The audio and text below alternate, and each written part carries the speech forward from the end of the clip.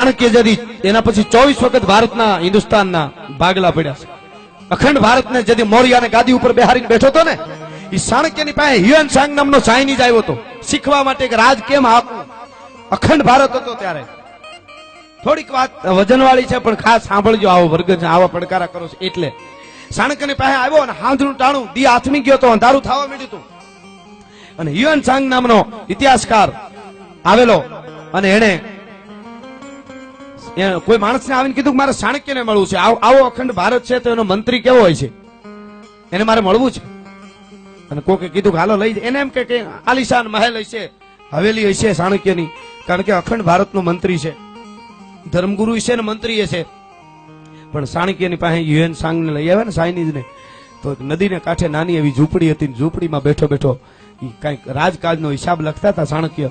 ત્યાં લઈ આવ્યા, મસ્તક આમ હલાવી અને આવકાર આપ્યો.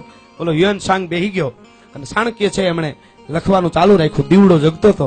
મિત્રો, લખવાનું અડધી કલાક કે પોણી કલાક પૂરું થયું એટલે જે દીવડો જગતો હતો એ ચાણક્યએ બુજાવી નાખ્યો. એની બાજુમાં બીજો દીવો પેટાવ્યો. પછી ઓલા હ્યુએન સાંગને કીધું બોલો શું કામે કાંઈ આવ્યા છો, કાંઈ મદદ કરું તમારી?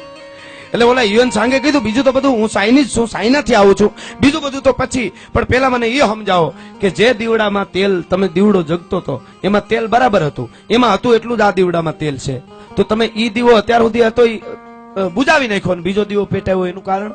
ત્યારે ચાણક્યએ કીધું અત્યાર સુધી હું લખતો હતો ને એ રાજકાજનો હિસાબ લખતો હતો એટલે ઈ દીવડામાં તેલ બળતું હતું ને એ રાજનું તેલ હતું. હવે આપણી અંગત મુલાકાત છે.